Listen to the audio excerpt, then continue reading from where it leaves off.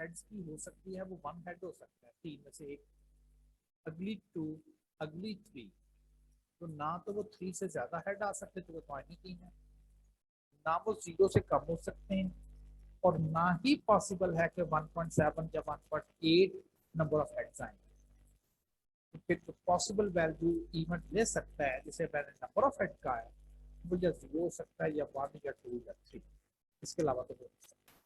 अब हर एक के आगे अगर हम उसकी प्रोबेबिलिटी भी मेंशन कर दी जाए तो कुछ इस किस्म का प्रोबेबिलिटी टेबल जो है वो हमारे पास है, क्योंकि यहाँ पर उसने कहा है, उसने कहा इस डेटा में ये सारी पॉसिबल है और हर एक के आगे उसकी अपनी प्रोबेबिलिटी लिखी हुई है, इसी को ही हम प्रोबेबिलिटी डिस्ट्रीब्यूशन या प्रोबेबिलिटी टेबल कहते हैं। अगर फ्रीक्वेंसी टेबल दिया हुआ हो कुछ ऐसे, तो फिर इसकी रिलेटिव फ्रीक्वेंसी लिख देना, this divided by this, this divided by this, इसकी रिलेटिव फ्रीक्वेंसी लिख देना, ये आपको कहलाएगा कि जी ये इसकी जो है वो प्रोबेबिलिटी डिस्ट्रीब्यूशन जो है वो बन जाएगी, क्योंकि आपने उसकी रिलेटिव फ्रीक्वेंसी जो है वो लिख दी, ठीक, और एंड सो ऑन जो भी आप प्रोबेबिलिटी जो है वो कैलकुलेट। इसके बाद आप इसका मीन और वेरिएंस द्वारा जो है वो कैलकुलेट करें। देन फिर हमने कहा कि अगर कोई डेटा दे दिया जाए और उसका प्रोबेबिलिटी टेबल खुद बनाना हो, ना तो अब प्रोबेबिलिटी टेबल दिया हुआ है ना फ्रीक्वेंसी टेबल दिया हुआ है, अगर वो कह दे कि ये डेटा जरा इसका प्रोबेबिलिटी टेबल बनाए, तो हमने 2 काम करने। पहले तो सोचना है कि जिसका हमें प्रोबेबिलिटी टेबल बनाने के लिए वो कह रहा है इसकी पॉसिबल क्या क्या वैल्यूज जो है वो हो सकती है।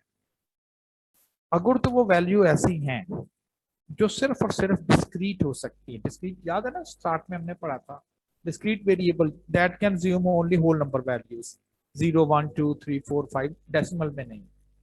तो आपने उसका प्रोबेबिलिटी टेबल फिर देखना है कि ये डेटा जो हमें दिया जा रहा है ये कौन कौन सी कंडीशंस को फुलफिल कर रहा है।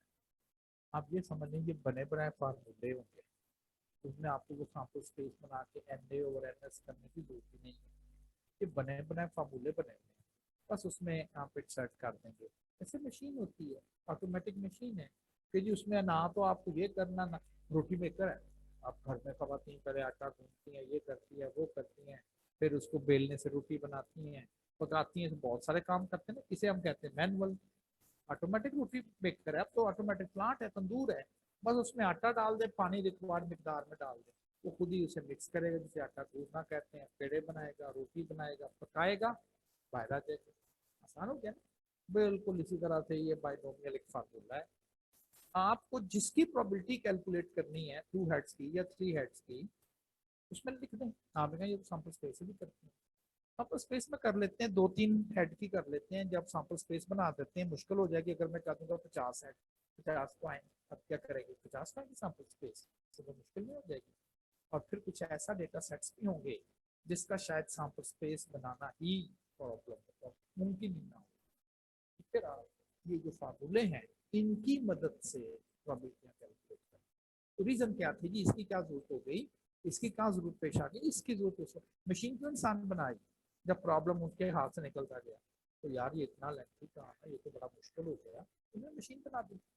अब हर मशीन को चलाने के लिए उसकी कुछ प्री रिक्विजिट है कि जी अगर आप ये मशीन चलानी है तो ये इसकी रिक्वायरमेंट है, अगर ये पूरी कर दे तो मशीन आपके लिए वर्केबल है, वरना तो वो काम नहीं करेगी। तो बिल्कुल बाइनोमियल एक फार्मूला है, प्रोबेबिलिटी कैलकुलेट करके देगा, किसकी, जिसकी आप कहेंगे, लेकिन उसके लिए कंडीशन है कि जी ये डेटा जिससे आपने प्रोबेबिलिटी कैलकुलेट करनी है क्या ये वाली कंडीशंस पूरी कर रहा है, अगर तो कर रहा है तो फिर आप बाइनोमियल फार्मूले से प्रोबेबिलिटी कैलकुलेट कर।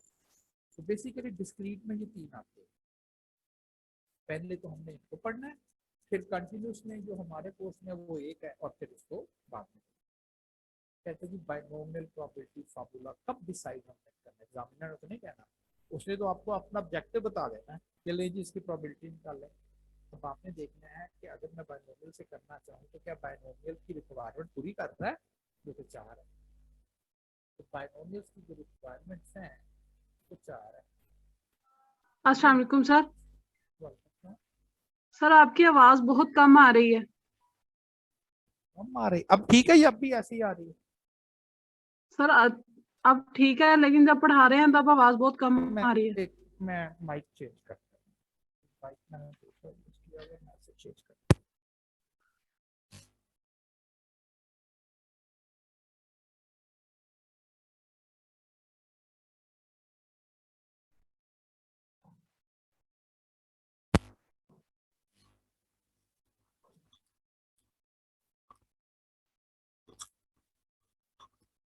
जी अब बोलिएगा, अब ठीक है? जी सर अब ठीक है। चले, तो इस तरह से हम प्रोबेबिलिटी डिस्ट्रीब्यूशंस जो है उसकी मदद से सारी की सारी प्रोबेबिलिटीज कैलकुलेट करेंगे। डिसाइड कब करना है कि हमें प्रोबेबिलिटी फार्मूला यूज करना है, डिसाइड कब करना है? हमें डिसाइड करना है कंडीशंस देख के। चार, क्या क्या कंडीशंस हैं, इनको याद भी करना है, इसलिए कि एग्जामिनर कुछ कंडीशन लिख के कह देता है, बताएं इस पे कौन सा प्रोबेबिलिटी कैलकुलेट करने वाला फार्मूला लगेगा, बाइनोमियल लगेगा, पॉइसन लगेगा, हाइपरथमेटिक या नॉर्मल। सबसे पहले तो आपने जो डिस्कशन करनी है वो है कि डिस्क्रीट के लिए तीन चॉइसेस है, क्या उसमें नंबर ऑफ ट्रायल्स बताए गए? अब ट्रायल किसे कह रहा हूं मैं? फर्ज करें स्टूडेंट सिलेक्ट करना एक ट्रायल है, मैंने क्लास में से 10 स्टूडेंट सिलेक्ट किए तो 10 ट्रायल है। एक ऑब्जेक्ट सिलेक्ट करना ट्रायल है, मैंने किसी बैग से 5 सब्जेक्ट चेक किए, 5 ट्रायल किए। एक कॉइन फ्लिप करना ट्रायल है, और मैंने इस कॉइन को 3 दफा फ्लिप किया तो 3 ट्रायल है। कहता जी ट्रायल की तादाद मेंशन होनी चाहिए और उसको हम एन से लिखा करेंगे। तो यहाँ एन से मुराद टोटल नंबर ऑफ वैल्यूज नहीं बल्कि नंबर ऑफ ट्रायल्स होगा। अगला कहता जी जो भी आप उसका एक सिंगल ट्रायल करोगे ना, ईच सिंगल, उसकी 2 पॉसिबल आउटकम्स होनी चाहिए। कॉइन को फ्लिप करोगे तो कॉइन की तो 2 आउटकम्स नहीं है, 2 आउटकम्स हैं, लेकिन किसकी नहीं है? जब आप डाइस थ्रो करोगे वो तो 6 बनती हैं, वो नहीं, वो बाइनोमियल एक्सपेरिमेंट नहीं कहलाएगा। बाइनोमियल बाई से कहते हैं, बाई फॉर 2 को बोलते हैं, जिसकी 2 पॉसिबल आउटकम्स, 2 2 बाई, जैसे ये का हेड टेल होगी, यस नो होगी, डिफेक्ट गुड होगी, सक्सेस रेड होगी, कुछ इस तरह से। फिर कहा कि वो जो सक्सेस की प्रोबेबिलिटी है, अब मेरे का कैटेगरी 2 बननी है, यस नो। एक कैटेगरी को कहना है ये सक्सेस कैटेगरी है, दूसरी को फिर किसको कहना है? जो हमारी डिमांड होगी। सिक्का फेंकने लगे सिंगल ट्रायल, हेड को सक्सेस कहना, टेल को। आप कहें जी आपने प्रोबेबिलिटी किसकी कैलकुलेट करनी जी? टेल की, तो टेल सक्सेस है। बल्ब देख रहे हैं, गुड बल्ब को सक्सेस कहना कि डिफेक्टिव को? आप क्या देख रहे हैं जी? मैं इसमें से गुड बल्ब नोट करना, गुड सक्सेस है। मैं डिफेक्टिव बल्ब देख रहा हूँ, डिफेक्टिव सक्सेस है, उसे सक्सेस। कहता हर ट्रायल में वो बदल नहीं चाहिए। बहुत बहुत डीप जाने की हमें जरूरत नहीं है, बस मैंने कहा ना कि कंडीशंस को आप थोड़ा सा रिकॉग्नाइज कर लें। जैसे मैंने कहा एक ट्रायल पर एक कॉइन पर हेड की प्रोबेबिलिटी तो 50%, दूसरे कॉइन पर कितनी होगी जी? 50। तीसरे पे कितनी होगी? 50। लेकिन आप देखेंगे कि चेंज भी हो सकती है। जैसे एक बॉल सेलेक्ट कर रहा हूं, 5 रेड है, 5 ब्लैक है, 10। पहला रेड निकालने लगे हैं, 5/10 रेड निकल गया। अब रेड निकालने लगे, 4/9, अब 3/8। हम चेंज होती जा रही ना, पहले 5/10 थी रेड की, दूसरी दफा दूसरे ट्रायल में वो कम होके 4/9 रह गई, तीसरे में और कम होके जो है वो 3/8 रह गई, चेंज होती जा रही है। और कहता है एक ट्रायल का जो रिजल्ट है वो इन्फ्लुएंस ना करे दूसरे ट्रायल पे। अब देखें अगर आप बॉल निकालते जा रहे हैं तो हर ट्रायल का रिजल्ट तुम्हें दूसरे को इन्फ्लुएंस कर रहा है कि जी पहली दफा चूंकि रेड आ चुका है, अब 5/10 नहीं रहेगी बल्कि अब 4/9 हो जाएगी। तो डिपेंडेंट हो गए, ट्रायल इन्फ्लुएंस हो गए। कोई भी एक्सपेरिमेंट इन 4 कंडीशंस को पूरा कर दे, हम कहेंगे वो बाइनोमियल की कंडीशंस पूरा कर रहा है, और इसके बाद हम ये वाला फार्मूला अप्लाई करेंगे। मैंने कोई सैंपल स्पेस नहीं बनाई, और इससे हम प्रोबेबिलिटीज कैलकुलेट करते हैं। फार्मूला क्या है? NCX। सी कॉम्बिनेशन को कहते हैं। ये ना एक्चुअली एक काउंटिंग टेक्निक है। आपने कहा ना, आपने तो प्रोबेबिलिटी में कहा था गिनने के अलावा कुछ नहीं, तो यहाँ कहाँ गिन रहे हैं? ये अब हमें NCX गिन के देगा। जी, सब कुछ गिन के देगा। पी प्रोबेबिलिटी ऑफ सक्सेस को कहते हैं सिंगल ट्रायल में, ठीक। क्यू प्रोबेबिलिटी ऑफ फेलियर कहते हैं सिंगल ट्रायल में। पी प्लस क्यू ये 1 होगा। और यहां पर आप लिखा करोगे कि कम से कम वैल्यू जो है जिसकी हमने प्रोबेबिलिटी कैलकुलेट करनी है, कम से कम वैल्यू वो पॉसिबली क्या हो सकती है, 0। बाइनोमियल में हमेशा मिनिमम वैल्यू 0 ही होगी।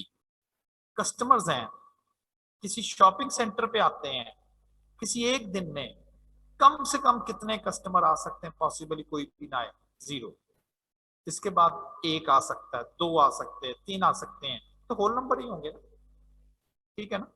कॉइन हेड्स की तादाद कोई भी नहीं, 0। डिफेक्टिव आइटम 10 पड़े हैं, कम से कम डिफेक्टिव कोई भी नहीं, 0। ज्यादा से ज्यादा 10। तो यहां पर आप लिखेंगे कि ये वो फंक्शन है जिसमें प्रोबेबिलिटीज कैलकुलेट करनी है, तो आप इनमें से किसी की भी प्रोबेबिलिटी इस फंक्शन से कैलकुलेट कर सकें। तो पूरा एक हमने एक आप समझ लें मशीन बना दी, और इस फंक्शन को या इस फार्मूले को चलाने के लिए हमें इसके 2 पैरामीटर चाहिए, एक n और एक p। ये 2 चीजें अगर मेरे पास आ जाएं, मैं इस फंक्शन से सारी की सारी प्रोबेबिलिटी कैलकुलेट कर सकता हूँ। x किसे कहते हैं, कहता जी नंबर ऑफ सक्सेस। वो किसे कहना है, वो तो डिपेंड करेगा क्वेश्चन में, एग्जामिनर ने हमें किसकी प्रोबेबिलिटी कैलकुलेट करने के लिए कही है, उसी को ही सक्सेसेस का नाम दे देंगे। n total number of trials, कितनी दफा वो काम करना है। p प्रोबेबिलिटी ऑफ सक्सेस, ये दोनों मैच होने चाहिए।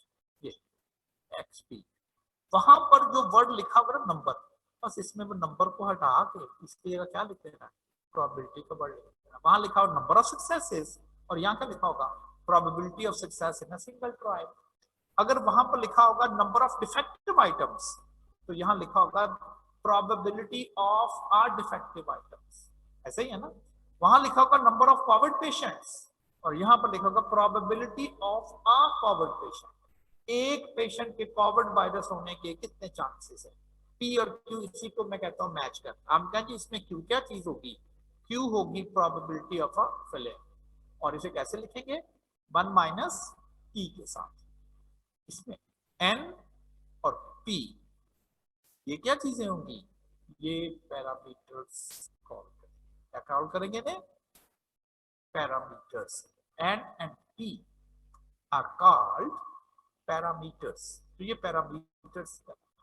अब जरा एक क्वेश्चन देखते हैं, और ये कहते पढ़ते हैं कि एग्जाम में तो ये बड़ी डिटेल से हमें देखना पड़ेगा, ये 4 कंडीशन बड़ा क्रिटिकली नोट करना पड़ेगा, तो बिल्कुल नहीं, सिर्फ एक ऐसे पता चल जाएगा।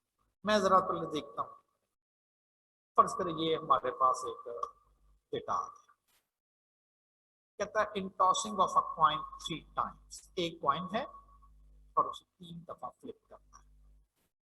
कहता फाइंड द प्रोबेबिलिटी ऑफ, एक बात, उसने हमें यहां पर प्रोबेबिलिटी टेबल कैलकुलेट करने के लिए नहीं कहा, वरना मैंने सब की सब प्रोबेबिलिटीज कैलकुलेट करनी थी, जितनी भी पॉसिबल वैल्यूज हो सकती थी।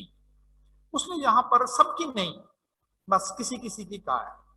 किसकी कहा है, सबसे पहले उसने कहा फाइंड द प्रोबेबिलिटी ऑफ, किसकी, एग्जैक्टली 2 हेड्स। कहता जी इसकी प्रोबेबिलिटी बता देना। बिल्कुल आप सैंपल स्पेस से बना के बता सकते हो, 3 कॉइन का मुश्किल नहीं है, सैंपल स्पेस बिल्कुल बनाई जा सकती है। लेकिन प्रोबेबिलिटी फार्मूला किस, आप सिर्फ एक चीज नोट किया करें, जब उसने in costing of a coin 3 times, आप उसकी सिंगल ट्रायल को सोचा करें। आप कहना जिसका सिंगल ट्रायल का मतलब है एक कॉइन फ्लिप करना, ठीक है। और अब आपने सोचना है क्या एक कॉइन फ्लिप करोगे पॉसिबली कितने रिजल्ट आ सकते हैं, पॉसिबली आएगा क्या, ये नहीं मैं कह रहा। आप कहेंगे आज सिर्फ और सिर्फ पॉसिबिलिटी है वो 2 रिजल्ट है, एक हेड एक टेल, बस एनफ।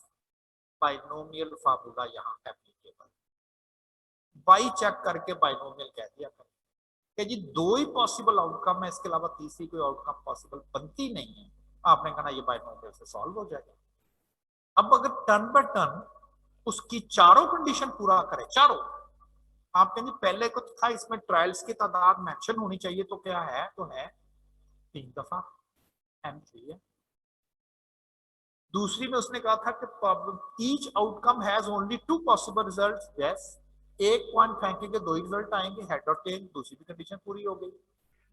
प्रोबेबिलिटी ऑफ सक्सेस, हाँ अब सक्सेस हेड को कहना है टेल को, तो क्वेश्चन में देखेंगे इसकी प्रोबेबिलिटी उसने कहा हेड की, हेड को सक्सेस कहना है, तो क्या सिंगल कॉइन पर हेड की प्रोबेबिलिटी वही रहेगी जो दूसरे कॉइन पर भी है, जो तीसरे कॉइन पर भी है? बिल्कुल ऐसा ही है, तो फिर तो ये फिक्स है from trial to trial.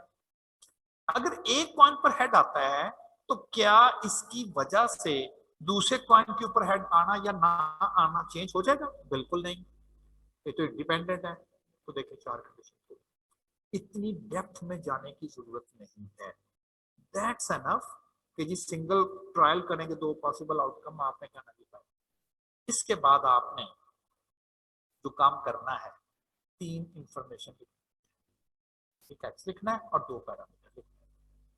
X में आपने ये लिखना है कि आपको प्रोबेबिलिटी किसकी रिक्वायर्ड है, ये 2 को फिलहाल छोड़ दें, उन्हें कहना जी कुछ हेड्स हैं, हेड्स का जिक्र है, ठीक है ना, कुछ हेड का जिक्र है, 2 भी हो सकते हैं, 3 भी हो सकते हैं, 1 भी हो सकता है, 0 भी हो सकता है, लेकिन सिर्फ आपने ये देखना है कि किस चीज का, आपको नंबर ऑफ हेड्स, इसकी करेंट प्रोबेबिलिटी कैलकुलेट करनी पड़ेगी। तो एक्स को आप लिख देंगे नंबर ऑफ हेड्स, एन की तो कोई कंफ्यूजन नहीं, ये होगा ही होगा, ये पैरामीटर, ये नहीं होगा प्रोबेबिलिटी कैलकुलेट ही नहीं होगी। अब एक्स और पी ये मैच करने चाहिए, मैच से क्या मुराद है, वहां क्या लिखा होगा नंबर, वहां नंबर का वर्ड हटा के प्रोबेबिलिटी का लिखा, प्रोबेबिलिटी ऑफ हेड, सक्सेस की जगह हेड इन सिंगल कॉइन, एक कॉइन पर हेड का क्या चांस है 50%, 0.5, अगले किसी क्वेश्चन में कुछ और चीज को कहेगा वो चेंज हो जाएगा। ये जब आप ये लिख लें फिर आप लिखा करेंगे कि ये जो सक्सेस है इसकी कम से कम वैल्यू क्या हो सकती है, तो जरूर 0, ये नहीं कि किसी एक्सपेरिमेंट में आप कहेंगे नेगेटिव से भी स्टार्ट हो सकते, तो कभी भी नहीं होगा। हर एक्सपेरिमेंट जो बाइनोमियल का होगा इसमें जो इवेंट होगा वो उसकी कम से कम जो वैल्यू हो सकती है वो 0 जरूर होगी, ज्यादा से ज्यादा जितना एन होगा। 3 कॉइन है ना, तो ज्यादा से ज्यादा हेड तीनों पर, 4 तो नहीं हो सकते, तो ये कंफर्म हो गया। अब देखें मैंने यहाँ पर ये लिखा हुआ, और ये भी क्वेश्चन आ जाता है कि what are the minimum and the maximum value of a variable in binomial, 0 is the minimum and n trials is the maximum। 10 student select किए हैं, कम से कम कितने बॉयज 10 में हो सकते हैं, 0 हो सकता है, सारे कर लो, ज्यादा से ज्यादा 10 के 10 बॉय ही हो सकते हैं 0 to n। जब ये चीजें कंप्लीट हो जाएं अब अपने ऑब्जेक्टिव पर आए, अब ये लिख लिया करें, इसके बाद देखा करें कि हमें हेड्स की प्रोबेबिलिटी तो फाइंड करनी है लेकिन कितने, 2। अब आप इसको मार्क, आप कहेंगे ये वैसे 4 चीजों की प्रोबेबिलिटी बता सकता है लेकिन हमने सिर्फ इसकी नोट करनी है 2 की। और अब स्टेटमेंट में क्या करेंगे, P X number of head is, और यहां 2 कर N3 CX 2, P कितना है 0.5, पावर X, X कितना है 2, Q कितना है, अगर P 0.5 है तो Q क्या है, फेलियर, हेड, टेल 0.5 और पावर n माइनस एक्स। सारी कैलकुलेशन करें और आंसर 0.375 जो है वो आ जाएगा। अच्छा, इसको जब आप कैलकुलेटर से करें तो कैलकुलेटर में भी ये सारी ही एक्सप्रेशन आप एक ही दफा लिखते हैं, क्यों इसको बार बार ऐसे ही पहले एनसीएक्स करें, आल्दो एनसीएक्स आप अलग भी सॉल्व कर सकते हो लेकिन इसकी आपको एज सच जरूरत नहीं है।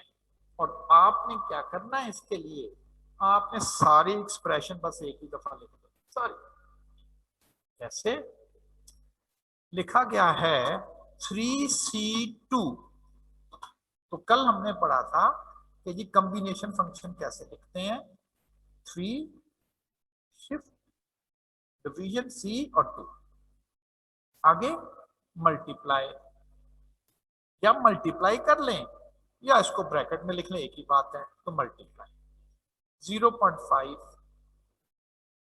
पावर 2 मल्टीप्लाई 0.5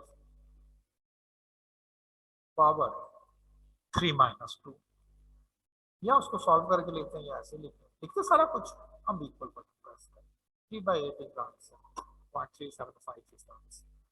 हो गया 0.375 is the required answer। ये तो हो गया फर्स्ट पार्ट, जिसमें हमें उसने 2 हेड्स की प्रोबेबिलिटी कैलकुलेट करने के लिए कहा। हमने पहले एक्सपेरिमेंट को पहचाना, ये बाइनोमियल, इसके बाद ये 3 चीजें लिख ली, जितनी एक्स की पॉसिबल वैल्यूज थी वो लिख ली, और उसके बाद ये नोट कर लिया कि हमें किस किस की प्रोबेबिलिटीज यहां से रिक्वायर हैं, वो मेंशन कर दिया। 2 और 2 की प्रोबेबिलिटी यहां से कैलकुलेट करके और आंसर दे दिया 0.375। अगर आप ऐसे सैंपल स्पेस से भी कर लें तो 3 आउटकम ऐसी हैं 8 में से जिनके ऊपर 2 हेड आते हैं, नोट कर लीजिएगा। तो 3/8 और उसको अगर डेसिमल में लिखें तो 0.375 इज द रिक्वायर्ड आंसर। अब जरा सेकंड पार्ट पर आते हैं। एटलीस्ट 2 हेड्स, बात अब भी हेड की हो रही है, इन सक्सेस अब भी हमारे लिए हेड ही होगा, लेकिन अब उसने कहा एटलीस्ट 2। अब इसकी जरा ट्रांसलेशन करें, पहले सारी पॉसिबल लिख लिया करें। ये तो हमें पता है बाइनोमियल में मिनिमम स्टार्ट होना 0 से और मैक्सिमम जाना है जितने ट्रायल होंगे यानी कि n, सारे लिख दिए। एटलीस्ट 2 का क्या मतलब होगा, कम अज कम 2 हेड जरूर होने चाहिए, उससे ज्यादा भी हो सकते हैं। हेड्स को उससे कह रहे x, तो इसका मतलब है कि अब हमें ऐसी प्रोबेबिलिटी कैलकुलेट करनी है जिसका कम से कम आंसर 2 या बोला ना, और जमा करना होगा, या 2 से भी ज्यादा, 2 हेड या उससे ज्यादा है मार्कर। आपने कहा ये 2 बनते हैं, 2 भी आता है 3 भी आता है, तो दरमियान में लफ्ज क्या आएगा, ये तो नहीं हो सकता। देखें आपने सिक्का फेंका है, मैं कहता हूं कि ये एक आउटकम में आपको अगर बोल दूं कि ये एक आउटकम है, इसमें हेड्स की तादाद कितनी है फर्ज करें, और मैंने ये लिखा हुआ या ये लिखा हुआ या ये लिखा हुआ, ये 3 आउटकम ऐसे हैं जिसमें हेड्स की तादाद 2 है, 3 तो नहीं कहेंगे, ठीक हो गया। अच्छा, एक आउटकम मैंने ये लिखी हुई है, ये आउटकम ऐसी है जिसमें हेड्स की तादाद 3 है, 2 तो नहीं कहेंगे, 2 तो नहीं ना कहेंगे। ये आउटकम आ जाए और ये आउटकम आ जाए और ये आउटकम आ जाए या ये आउटकम आ जाए, ये सारी की सारी आउटकम ऐसी आउटकम्स हैं जिसमें हेड्स की तादाद 2 है या फिर 3 है। ऐसे ही है ना, क्या करेंगे आप, जमा कर लेते हो ना, जैसे आपको काउंटिंग टेक्निक सिखाई। यहां पर तो चूंकि सैंपल स्पेस आप बना पाओगे, और मैं कहता हूं वैसे भी करना हो तो कर लें, लेकिन क्यों ना एक ट्रिक सीख लें और हर एक के लिए वही अप्लाई करें, या तो फिर आप ऐसे ही कर लें। अदरवाइज आपने कहा कि हम फार्मूले में से करेंगे, ये कैसे करना है। इस फार्मूले को करने के लिए पहले आपको ये फार्मूला इंप्लीमेंट करना है x इज इक्वल टू 2 के लिए, फिर इस फार्मूले को इंप्लीमेंट करना है x इज इक्वल टू 3 के लिए, और उसके बाद दोनों को प्लस कर देंगे, तब भी आपका रिक्वायर्ड आंसर जो है वो आ जाएगा। एक दफा ये फार्मूला 2 के लिए और एक दफा ये फार्मूला 3 के लिए अप्लाई करें। इसका मतलब ये हुआ कि एक दफा ये जो x है ये 2 के लिए होगा और एक दफा ये x 3 के लिए, तो यहां भी चेंज आएगी, यहां चेंज आएगी और यहां पर चेंज आएगी। अगर आपने कोई ऐसा फार्मूला जिसमें एक वैल्यू चेंज करनी है, कभी उसे 2 के साथ करना है फिर उसे 3 के साथ भी करना है, तो आप बजाय इसके कि बार बार पहले फार्मूला लिखो, एक दफा 2 के साथ लिखो, अगली दफा 3 के साथ लिखो। आपको पता चल चुका है कि फार्मूले में x ने वेरी करना है, एक दफा x ने 2 वैल्यू लेनी है और एक दफा 3, तो आप फार्मूले में x को x ही लिखते हैं। फार्मूले में x को x ही मेंशन कर दें। चले मैं इसी को यूज कर लेता हूं। अब यहां डेल करके मैं उसको x ही लिख देता हूं, तो क्या बन गया 3cx इसकी तरह। 3c जो मैंने चेंज करना है ना, मुझे पता है x ने चेंज होना है, तो मैंने x की जगह x ही लिख दिया। 0.5 पावर क्या आएगी फिर 2 आएगी। नहीं ये तो कभी 2 कभी 3 चेंज होना है तो x लिख रहे 0.5। ये तो n है, n तो नहीं चेंज होगा हर दफा, नहीं n 3 रहेगा। किसने चेंज होना थी, इसने चेंज होना, इसकी जगह। अगर ये नहीं कि इस जगह, किसी भी जगह पर हमें कोई फार्मूले से कैलकुलेशन परफॉर्म करनी है और बिफोर टाइम हमें ये पता है कि जी मुझे एक वैल्यू एक दफा 2 एक दफा 3 एक दफा 4 एक दफा 5 सिर्फ एक वैल्यू बार बार मुझे चेंज करनी है और फार्मूले की कैलकुलेशन परफॉर्म करनी है, तो इसका एक वे ये भी है कि जी आप फार्मूला लिख ले सारा और जहां चेंज करनी है वहां सिर्फ और सिर्फ एक्स लिख दें और हर दफा उसकी कैलकुलेशंस करें। एक पहले पहले 2 के साथ फिर 3 के साथ। अब आपने इसे कैल्क करवाना है, इसलिए कि यहाँ x की वैल्यू अब आप खुद देंगे। तो कहेंगे कि मैंने सारा फार्मूला लिखा हुआ है, इसमें x क्या रखूं, आपने कहेंगे पहले तो रखो तुम 2। आंसर बताओ। कहता इसके साथ आंसर 3/8 और अगर आप उसे डेसिमल में ले जाएं तो 0.375 आएगा।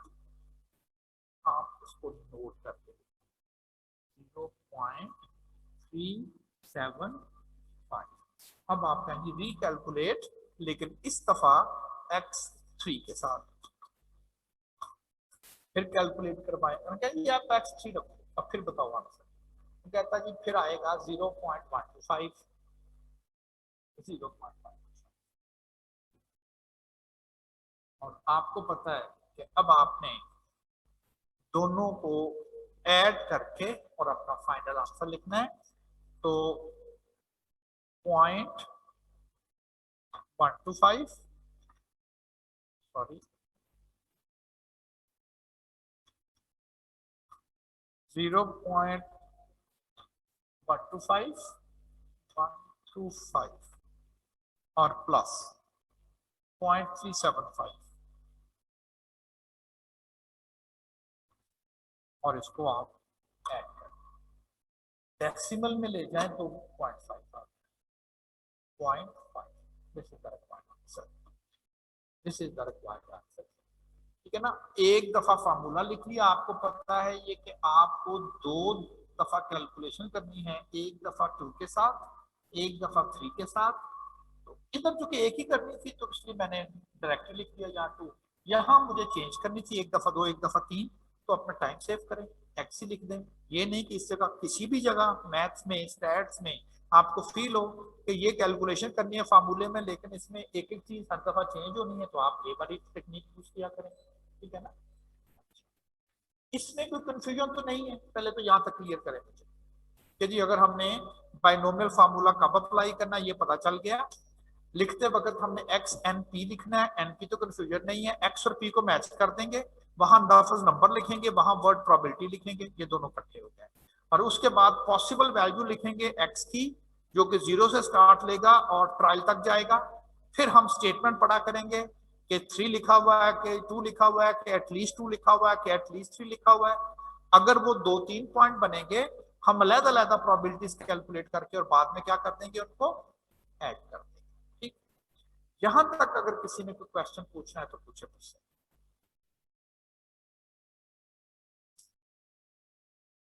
चले अच्छा, आप ये जो सेकंड स्टेप मैंने किया है आप इसे मजीद शॉर्ट भी कर सकते हो। वो कैसे?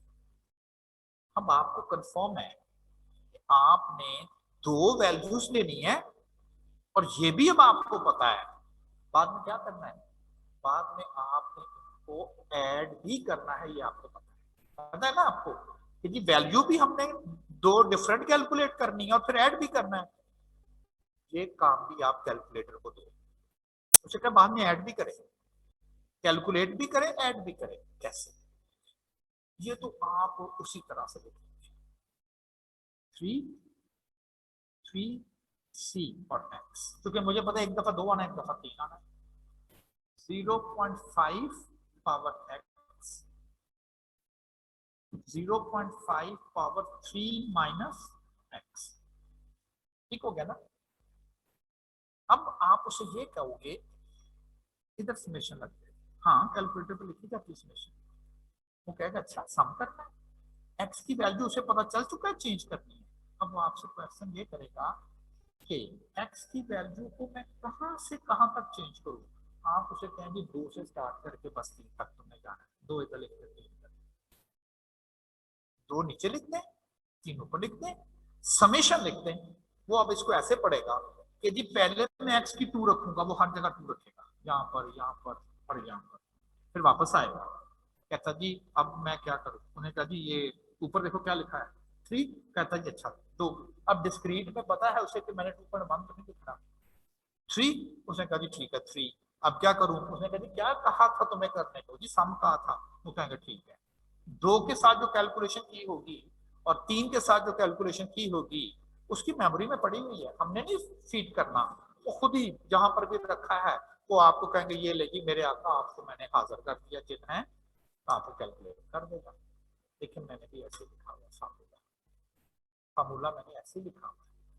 पहले मैंने समेशन नहीं लगाई थी, मैंने कहा था लहदा लहदा एक दफा 2 साथ एक दफा 3 के साथ और मैनुअली सम कर ले। अब हम कैलकुलेटर को कहोगे सारा कुछ तुम नहीं करना, मुझे फाइनल आंसर बताओ। और जो बहुत हेल्पफुल होगा जब कभी हमें फर्ज करें ये तो 2 से 3 तक 2 ही बनते हैं ना, 2 से 10 तक सम करना पड़े, एक दफा 2 एक दफा 3 4 5 6 7 8 8 10 बनती है, तो बड़ा फिर लेंथी नहीं हो जाएगा। इसमें कुछ भी नहीं करना, मैं कहता हूँ 2 से लेकर 30 तक कर दो। कितना टाइम लगेगा आपको 30 लिखने में, 3 की जगह 30 कर दो। तो 2 से लेकर 30 तक सारी की सारी एक्स वैल्यू कैलकुलेट भी करेगा, सम भी करेगा, फाइनली आपको आंसर देगा। अब जी इसको लिखना कैसे, समेशन कैसे लिखना। समेशन लिखने के लिए ये देखें, ये जो उसने लॉग पढ़ा था ना विद डिफरेंट बेस, उसका शिफ्ट फंक्शन देखें क्या लिखा हुआ है। शिफ्ट फंक्शन समेशन की लिखा हुआ है, किसके साथ चलनी है, शिफ्ट के साथ।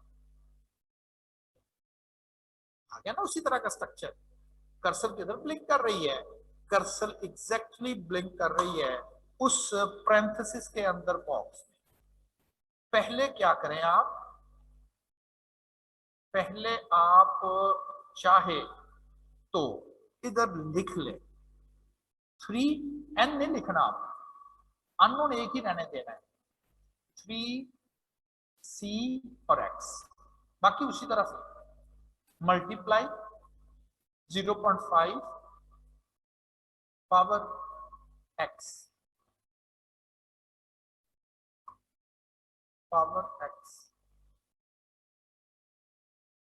Multiply 0.5 power 3 minus x।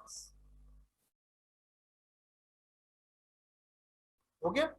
अब आपने उसे ये भी बताना है कि जो सम लिखा गया है जिसमें नीचे x लिखा गया वो कहां से स्टार्ट लेना, 2 से कहां तक जाना है, 3 से। आप इसको एक दफा राइट एरो का बटन प्रेस करोगे तो देखें वो नीचे आ गया, फिर राइट एरो प्रेस करोगे तो वो एग्जैक्टली इस ब्लॉक में आ जाएगा। राइट एरो ये, अब यहां पर लिख देंगे 2 और ये कहां लिखा गया, ऊपर की जाने अप एरो, अप कर्सर ऊपर चले गए 3। ले जी अब सारा कुछ कंप्लीट हो गया, सब कुछ कंप्लीट हो गया। इसे अब कैल्क नहीं करवाना। आप क्या जी कैल्क क्यों नहीं करवाना, कैल्क का मतलब ये होता है कि जब तुम कैलकुलेट करने लगो एक्स हमसे पूछ के जाना, बता तो दिया आपने एक्स कि 2 से लेकर 3 तक जाना है, पूछ के क्यों जाना, आपने बता दिया उसकी एक्सप्रेशन में कि जी एक्स को 2 से स्टार्ट करो 3 तक जाना है। हमें तो नहीं बताना ना अब एक्स, हमने एक्स इसकी एक्सप्रेशन में बता दिया है, ठीक है। फिर इक्वल बटस कर तो सारी एक्सरसाइज बच गई कि जी एक दफा 2 की प्रोबेबिलिटी, एक दफा 3 की, फिर जमा की और फिर आंसर लिखा।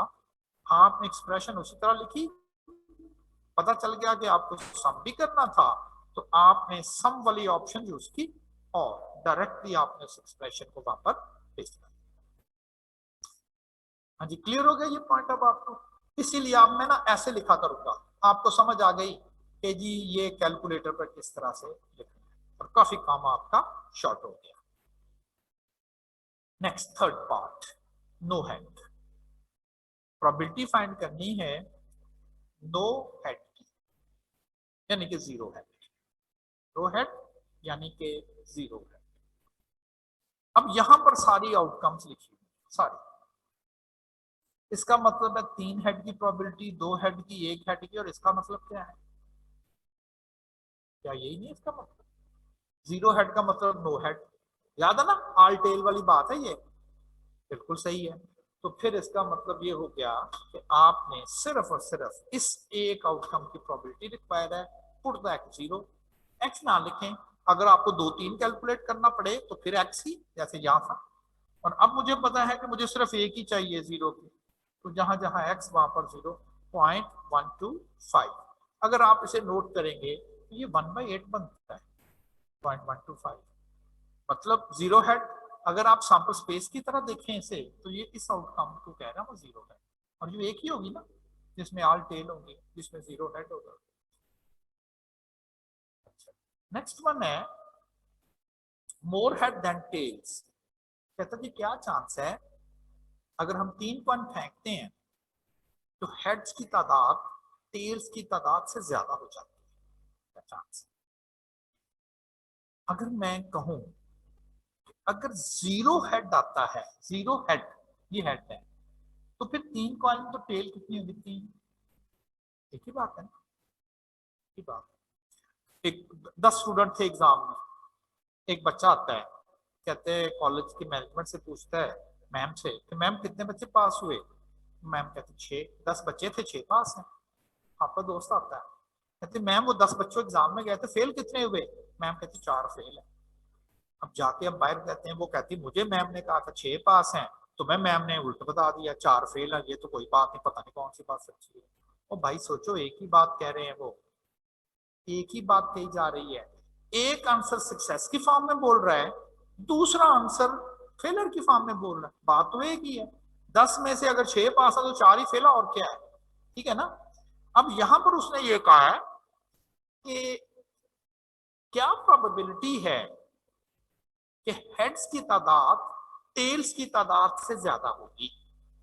अगर जीरो हेड की प्रोबेबिलिटी कैलकुलेट करूं मैं, तो बेसिकली आप कह सकते हो ये वो आउटकम्स है जिसमें हेड्स की तादाद 3 है, टेल की तादाद 3 है, और हेड की तादाद 0 है। तो उसका मतलब है कि फिर ये तो नहीं कैलकुलेट करनी चाहिए, क्योंकि ऐसी आउटकम्स जिसमें हेड्स की तादाद ज्यादा हो जाए। अगली आउटकम पे जाए, 3 क्वाइन है, एक हेड है, ये वो आउटकम है जिसमें 2 फिर टेल्स होंगी। अब जरा देखें, हेड की तादाद ज्यादा टेल्स की, लेकिन उसने तो कहा था वो प्रोबेबिलिटी कैलकुलेट करें जिसमें हेड ज्यादा हो, ये भी नहीं होगी।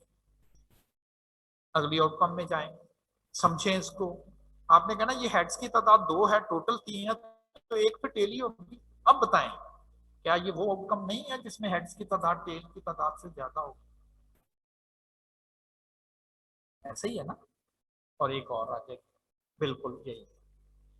अब अगली आउटकम पे जाएं, अगर 3 हेड है तो टेल 0 है, कौन ज्यादा जी? हेड की तादाद। तो इसका मतलब उसने आपको ये पूछा। ऊपर वाले क्वेश्चन में बड़ा ही क्लियर, नीचे में जरा उसने ना समझा, जरा थोड़ी सी गड़बड़ करने की कोशिश की। आपने कहा ना कोई बात नहीं, 2 ही तो कैटेगरीज हैं, एक हेड है एक टेल है, दूसरी के नाम भी बताओ, दूसरे का खुद ही पता चल जाना, उलट लिख दिया करें। अगर आप सक्सेस को पॉसिबली ऐसे लिख देना सक्सेस के, और आपको पता आखिर तक जाना है। अगर आपको कहूँ ना फेलियर की पॉसिबल साथ साथ लिखे, उलट लिख दिया करें, 5 4 3 2 1 और 0, एक ही बात है ना। 5 में से अगर 0 हेड है तो 5 के 5 टेल है, बिल्कुल एक ही बात है।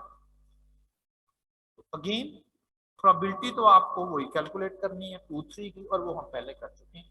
सम वाला फार्मूला लगाएंगे और कैलकुलेशन परफॉर्म कर देंगे। अब एग्जाम में इस तरह का अगर फर्ज करें कोई क्वेश्चन आता है, एक आध पार्ट ही आएगा ना आपको, 1 नंबर का या इवन 2 नंबर का, एक आध पार्ट। मैंने जरा थोड़ी सी प्रैक्टिस के तौर पे आपको जरा ज्यादा पार्ट सॉल्व कर दिए, ताकि पता हो जी स्टेटमेंट का क्या मतलब है, इसका क्या मतलब है, इसमें कैसे कैलकुलेशन करनी है और इसमें किस तरह से।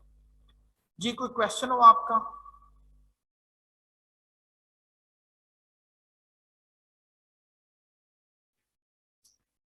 अब कैलकुलेशन से ज्यादा मैं इसको इसको एम्फिसाइज करूंगा कि जी आपको पता चलना चाहिए ये बाइनोमियल से क्यों करना है। एक पता चलना चाहिए एक्स और पी ये क्या है।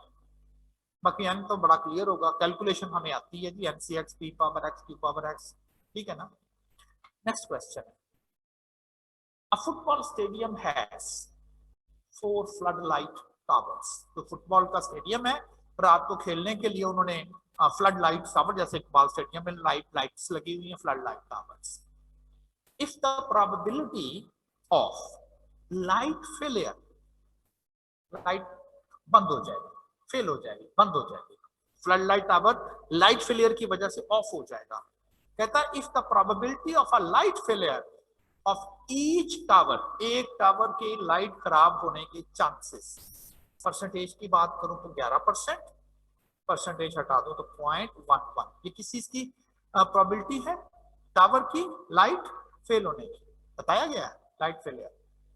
And that the tower fail independently, मतलब कि जी अगर एक टावर फेल होता ना सम टाइम, वो पैरेलल लगे होते हैं, एक एक अगर गया तो सारे गए, क्यों? उसी तार से कनेक्ट है, पहला खराब, उससे अगली तार की बिजली जानी थी वो भी खराब, तो सारे बंद एक दफा।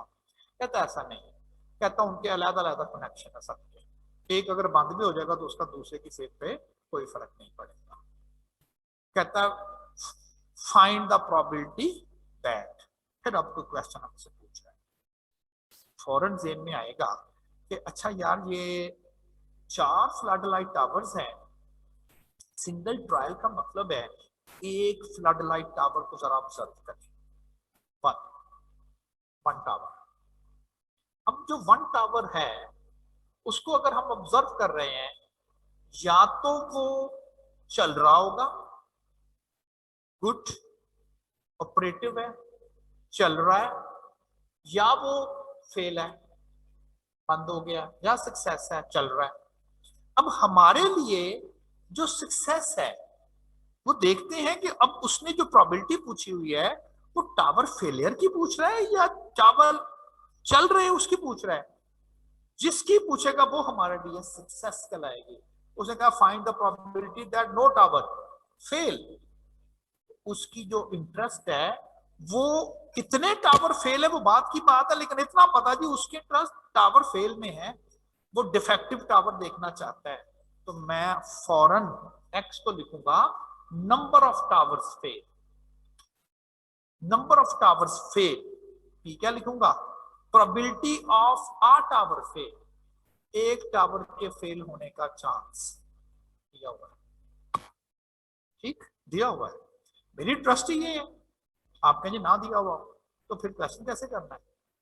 अगर वो गुड भी दे देना, अगर फर्ज करें वो यहां दे देता है 90% चांस है कि वो चलता रहेगा टावर, ठीक है, तो फिर 10% क्या चांस है फेल का, आप लिखेंगे। लेकिन एक्स के साथ पी मैच करना है आपने, कभी कभी गड़बड़ करता है, पूछ वो फेल की ले लेता है, प्रोबेबिलिटी क्वेश्चन के अंदर सक्सेस की गुड की दे देता है। आपने कहना कोई बात नहीं, मेरे लिए सक्सेस तो फेलियर है, तो मैं 1 माइनस करके कर दूंगा।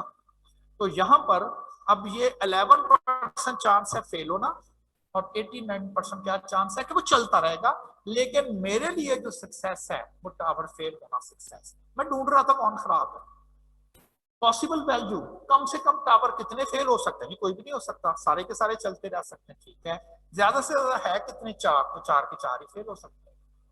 अब हमने प्रोबेबिलिटी किसकी फाइंड करनी है? नो टावर, इसकी जीरो वाले की फॉर्मूले में रखते हैं 4C0.11 जो कि सक्सेस की प्रोबेबिलिटी है power 0 into 0.89 and power 4 minus 0, 0.627 is the required probability। कहता मोर देन 2 टावर फेल, 2 से ज्यादा, 2 नहीं है उसमें, 2 से ज्यादा टावर फेल हो जाएंगे। आपने कहा ना वो 3 या 4 पे बनते हैं, सम करना पड़ेगा, सम करना पड़ेगा। एटलीस्ट कम से कम एक टावर जरूर फेल हो गया। वैसे पहले तो मैं स्टूडेंट को कहता था कि यार पहले 1 की करोगे, फिर 2 की करोगे, फिर 3 की करोगे, फिर 4 की करोगे, तो क्यों नहीं तुम लास्ट कॉम्प्लीमेंट लगा लेते। 0 की प्रोबेबिलिटी तुमने पहले ही कैलकुलेट की हुई है, 1 में से माइनस कर दो, इसकी माइनस कर दो तो ये आपके पास है, ठीक है ना। लेकिन अब चलें, हमने सम ही करना है, हमने थोड़ा अपना कोई एनर्जी वेस्ट करनी है। लिखना ही था तो हमने 1 से 4 लिख दिया। तो आप खुद भी ट्राई करके देखें कि अगर 1 में से 0 टावर फेल की प्रोबेबिलिटी अगर नेगेटिव करेंगे तो तब भी यही आंसर जो है तो आपके पास आ जाएगा। जी कोई क्वेश्चन तो नहीं पूछना आपने? इसमें भी बाइनोमियल में क्यों चले गया मैं, आपने कहा नहीं बाइनोमियल ही आज कर रहे थे, ठीक है जी। मैंने देखा कि एक टावर को ऑब्जर्व करना है तो 2 ही पॉसिबिलिटी बन सकती हैं, या वो ठीक होगा या वो खराब हो गया होगा। बाइनोमियल मैंने इसी को देखते हुए बना दिया। वैसे अगर टिपिकली 4 कंडीशन की बात करें तो क्या टावर्स की तादाद मेंशन है कि कितने टावर ऑब्जर्व करने की? 4 करने हैं, 4 ट्रायल करने हैं, 4 टावर्स को देखना है, n है। क्या एक टावर की 2 ही पॉसिबल आउटकम बनती, 2 ही बनती हैं, फेलियर और वर्किंग? क्या फेलियर अगर सक्सेस है, हर टावर की सक्सेस वही रहती है? तो लिखा हुआ है ईच टावर फेल 11%, हर एक की वही रहती है। क्या मेंशन है कि हर ट्रायल यानी कि टावर इंडिपेंडेंटली है? बिल्कुल लिखा हुआ टावर फेल इंडिपेंडेंटली। मैंने कहा ना इतना टाइम नहीं जाया करना। आपने देखा जी टावर फेल की बात कर रहे हैं, सिंगल टावर में आ जाएंगे फेल या नॉट फेल, आपने कहना बाइनोमियल, चलें खुद ही पूरा होता जाएगा। ये उस वक्त जरूर इन डेप्थ में जाते हैं हम जब आपके कोर्स में ना ज्यादा चीजें होती, बाकी सारा कुछ यही होता, सिर्फ एक चीज इसमें से बदल जाती, तो फार्मूला बदल जाना था। क्योंकि वो सिचुएशन आनी नहीं है तो इसलिए मैं कहता हूं बस बाई देख के ना लगा दिया करें by.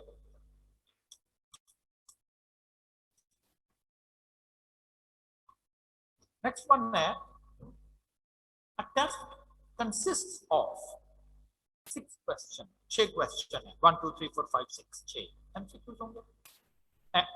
To pass the test, अगर उस टेस्ट को पास करना है, a student has to answer at least 4 questions correctly। यानी कि अगर एक एक नंबर का क्वेश्चन है, 6 नंबर हैं, तो पास होने के लिए उसके 4 क्वेश्चंस कम से कम ठीक होना जरूरी है, पास हो जाएगा। 4, 6 में से कम 4 number.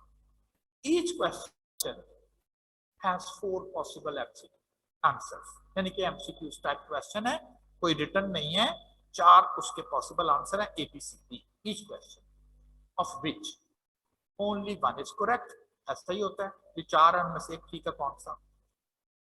If a student guesses on each question, उसने पढ़ा ही नहीं, पता ही नहीं है उसे, वरना तो आप कहेंगे नहीं ऐसा क्यों है, अगर वो इतना पढ़ के जाएगा, जितना पढ़ा होगा उतना ही उसकी ठीक होने की प्रोबेबिलिटी ज्यादा होगी और गलत होने के चांसेस कम हो जाएंगे, क्योंकि उसने बहुत ज्यादा एफर्ट की हुई है। बिल्कुल ऐसा ही है।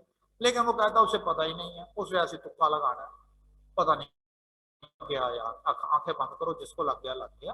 कहता if a student guesses on each question, her question वो गेस के साथ ही करता, जो पता ही नहीं है, व्हाट इज द प्रोबेबिलिटी, तुक्का लगा के आना क्या कहां से पास हो जाएगा, what is the probability that the student will pass the test. क्या चांस है कि अगर 6 क्वेश्चन हो, पास होने के लिए कम से कम 4 क्वेश्चंस का ठीक होना जरूरी है, हर क्वेश्चन के 4 पॉसिबल आंसर हैं, जिनमें से एक ठीक है। कहता जी क्या चांस है कि वो प्रोबेबिलिटी, उसकी ठीक होने की प्रोबेबिलिटी जो है वो हो जाएगा। अब जरा आ जाए कि ये डिस्क्रीट क्यों है। डिस्क्रीट इसलिए है कि उसके जो ठीक आंसर होंगे, जिसको वो सक्सेस कह ले, वो 1 होगा, 2 होगा, 3 होगा, डेसिमल में तो नहीं आएगा, डेसिमल में नहीं आएगा। आपने कहना डिस्क्रीट है। एक क्वेश्चन पर आ जाए, एक क्वेश्चन जो उसने सॉल्व करना है, या तो उसका क्वेश्चन ठीक होगा या गलत। हाँ, ये एमसीक्यूज टाइप ना होते तो आपने कह देना था कि हो सकता है आधा ठीक हो जाए आधा गलत हो जाए, तो ये तो बात है, आधा ठीक हो जाए आधा गलत हो जाए। लेकिन वो ये बात कर रहा है कि उसके जो क्वेश्चन हैं वो ठीक होने के चांसेस तो हैं कि वो ठीक हो जाएगा। जी सर की आवाज स्लो हो गई थी। अब ठीक है? नहीं सर। वो क्यों हो जाती है? मुझे ये नहीं समझ।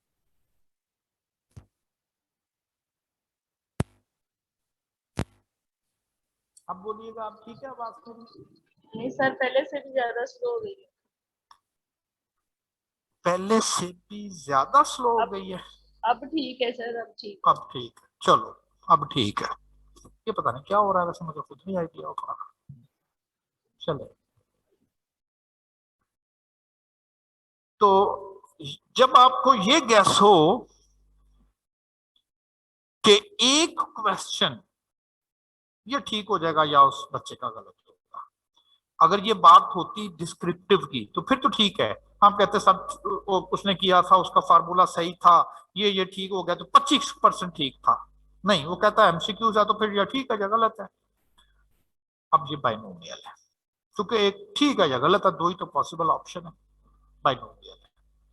अब लिखेंगे कि एक बच्चे के 6 में से कम कितने करेक्ट आंसर आ सकते हैं। हो सकता है उसका कोई भी करेक्ट ना हो तो 0 करेक्ट आंसर हो सकता है, एक ठीक हो सकता है, 6 में से 2 हो सकते हैं, 3 4 ज्यादा से ज्यादा 6 6 तुक्के लगाने, 6 के 6 भी तो ठीक हो सकते हैं। मैंने लिख दी पॉसिबिलिटीज। अब आपने कैलकुलेशन करनी है कि वो स्टूडेंट अपना टेस्ट पास करेगा, पास द टेस्ट। अब एच नॉट में आप एक्स में ये तो नहीं लिखोगे पास द टेस्ट, वहां तो किसी चीज का नंबर लिखना होता है, नंबर ऑफ ऐसे करके। अब उसका पास जो हुआ है वो कैसे पता चलेगा पास है? आपने कहना वो पता चलेगा उसके नंबर ऑफ करेक्ट आंसर्स पे, सही है ना? तो एक्स आप लिखोगे नॉट पास द टेस्ट, बल्कि एक्स आप लिखोगे नंबर ऑफ करेक्ट आंसर्स। मैंने कहा था ना एक्स लिखना है, ये तो पहचान लिया बाइनोमियल है। तो नंबर ऑफ करेक्ट क्वेश्चन, उसके कितने क्वेश्चन करेक्ट हैं इससे पता चलेगा। N, total trial 6 question, probability of a correct question, देखें 4 टोटल ऑप्शन है ABCD, इनमें से कितनी ठीक है? एक। कितने परसेंट चांस है तुक्के से वो ठीक हो जाएगा? 4 में से एक, एक ही ठीक है ना, दो तो नहीं ठीक, दो तो नहीं ठीक ना। मतलब जो भी आप लिखेंगे, फर्ज करें 4 ऑप्शंस हैं A B C और D, ये 4 है, हो सकता है ये रॉन्ग हो, ये भी रॉन्ग हो, ये ठीक आंसर हो और ये भी रॉन्ग हो। मैं आपको अगर ये पूछूं कि what is the probability of a correct answer, आपने कहा जी टोटल 4 पॉसिबिलिटीज है जिनमें से एक करेक्ट है, 25%। ऐसे ही है ना? नजर नहीं आ रहा था किसी जगह पर कि जी करेक्ट होने की क्या प्रोबेबिलिटी है, ये नजर नहीं आ रही थी, और अब पता चल गया है कि 25% चांस है कि तुक्के से कोई क्वेश्चन सही होगा, और बाकी ये कितने बचते हैं? 3, 75% चांस है कि वो क्वेश्चन उसका गलत हो सकता है अगर उसने तुक्का लगाना। पूरी होगी चीजें, एन भी आ गया, पी भी आ गया। अब जरा बात आ जाए कि वो पास होना है और एक्स लिखा हुआ नंबर ऑफ करेक्ट, कितने करेक्ट आंसर होंगे तो पास है? एटलीस्ट 4। अगर आपने कहा ना 4 कि जी 4 होंगे तो पास होगा, इसका मतलब आप ये कह रहे हैं 5 ठीक हो गए तो फेल हो जाएगा, 6 ठीक हो जाए तो फेल हो जाएगा।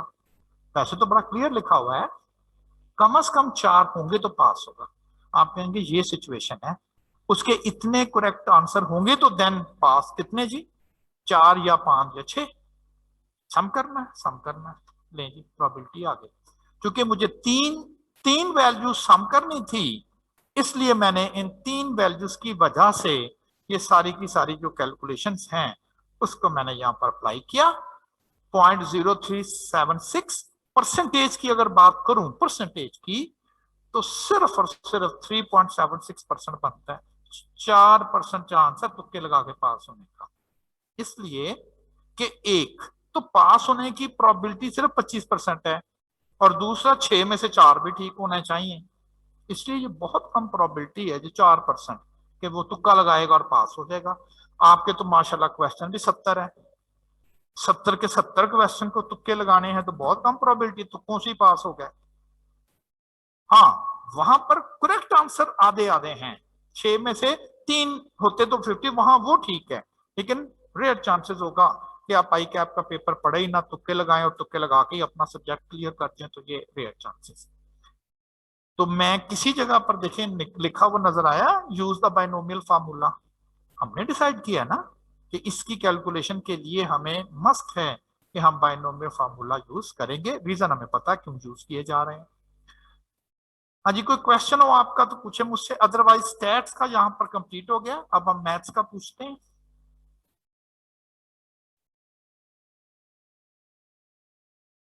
जी फिर अगर हम किसी क्वेश्चन को ट्री डायग्राम जो थी उसको बना करें सॉल्व तो हो जाएगा? टी डायग्राम में क्या पॉसिबिलिटी है, पहले क्या और दूसरे पर क्या है? सर पहले 6 क्वेश्चन में से 4 पास करने हैं ना, 4 5 6 एटलीस्ट 4, और या उससे कम हो जाएंगे तो फेल हो जाएगा, ये दो प्रोबेबिलिटी हो गई। और फिर आगे इनमें आगे 25 और 75। नहीं, अब 4 देखें, उसमें पहली स्टेज पे क्या अनसर्टेनिटी है, वहां पर दो जगह पर अनसर्टेनिटी आती है ना कि जी बॉक्स sir. पता नहीं कौन सा सिलेक्ट होगा, बॉल पता नहीं कौन सा आएगा। अब आपने कहा 4 क्वेश्चन ठीक होंगे, कौन से 4? ये तो गिनने नहीं आप। एटलीस्ट हाँ, कौन से, पहला दूसरा तीसरा पांचवा, कौन से 4? ये तो हर एक के आगे चलेगा काम। एक पॉसिबिलिटी ये बनेगी कि पहला सही हो, फिर इसके साथ फिर क्वेश्चन नंबर 3 सही हो, फिर क्वेश्चन नंबर 5 सही हो, और क्वेश्चन नंबर 6, ये 4 हो सकते हैं। फिर गिने, क्वेश्चन नंबर 2 भी सही हो सकता है, फिर 3, फिर 5, फिर 6, इस तरह से बहुत सारे। इसने NCX ने ना यही सारा काम किया। वैसे भी टी डायग्राम में 2 स्टेजेस पर पॉसिबिलिटीज हैं, 2 स्टेजेस पे कि पहले क्या हुआ है दूसरा क्या। इसमें तो स्टेज ही एक है, 6 में से 4 या 6 में से 5 या 6 में से 6, 2 स्टेजेस पे तो है ही नहीं कि जी पहले कौन सा बॉक्स सिलेक्ट हो गया पता नहीं, फिर कौन सा बॉल सिलेक्ट हो गया, अगला क्या आया, तो ऐसे तो नहीं है ना। तो ये बाइनोमियल की कंडीशन पूरा कर रहा है, मस्ट है हमें बाइनोमियल से ही करना, अदरवाइज तो बहुत सारी पॉसिबिलिटीज बनती हैं, सारी गिननी पड़ेगी। अब फर्ज करें मैंने आपको कहा 4 क्वेश्चन सही होंगे तो वो पास है, वो 4 क्वेश्चन कौन से सही होंगे तो पास है। अब देखिएगा जरा, फर्ज करें उसका ये रिजल्ट है 1 1 2 3 4 5 और 6। अगर उसके ये सही हो गए और ये फॉल्स हो गए तो 4 ठीक है, पास है। ये वाले सही हो गए, 4 ठीक हो गए, सॉरी 4 ठीक हो गए तो पास है।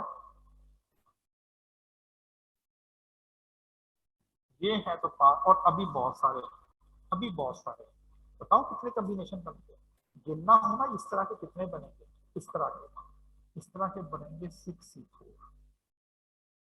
6C4 सारे पहले काउंट करो। ये बहुत बड़ी टेक्निक है गिनने की कि 4 सही हैं, वो कहां कहां के 4 हो सकते हैं, ये भी 4 हो सकते हैं, बिल्कुल हो सकते हैं। और कौन से 4? आप कहेंगे पहला दूसरा तीसरा सही, फिर 5वां सही, ये भी 4 ही बनते हैं। पहला दूसरा सही, फिर चौथा सही, फिर छठा सही, ये भी 4 बनते हैं। तो कितने कितने कॉम्बिनेशन ऐसे बनेंगे जिनमें 4 क्वेश्चन सही होंगे। 6C4 आपको बताएगा, 6C4 मैंने कहा था ना, उसने गिन के सारा बता देना आपको, उसने गिन के बताया 15 बनने इस तरह, 15 कॉम्बिनेशन इस तरह से कि पहले इधर F कर दे, फिर ये C ये C ये C ये C और ये F, और इसके अलावा और फिर इसी तरह से 5 वाले गिने, इस तरह से 6 वाले गिने, तो कहाँ से बाहर जाता है, ठीक है ना। Okay sir, yes sir. Binomial की कंडीशन, ये फायदे हैं, मशीनें इसीलिए बना दी गई, बहुत बड़ा ये मतलब ये इन्वेंशन थी जब ये काउंटिंग टेक्निक इन्वेंट हुई कि यार ये तो बहुत लग गई, गिनने की जरूरत ही नहीं रही, बस 6C4 लिखो, समझ आ गई कैसे गिनना बता दिया। Thank you sir.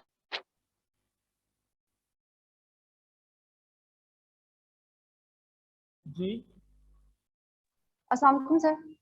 वालेकुम अस्सलाम। सर जो प्रीवियस प्रैक्टिस एक्सरसाइज की प्रोबेबिलिटी की सर, आज आपने कहा था कि उसको सॉल्व करेंगे सर, वैसे अब तो टाइम गुजर गया है, तो सर एक उसका क्वेश्चन नंबर 1 सर मुझे वो सॉल्व नहीं हुआ, सब बाकी सर सारे हो गए हैं। चलें ठीक है, कल जब हम अपनी क्लास को स्टार्ट करेंगे तो पहले जो आपकी प्रीवियस बेसिक प्रोबेबिलिटी की जो एक्सरसाइज है उसको मैं करूंगा और फिर हम बाकी अपना, ठीक है इंशाल्लाह। Yes.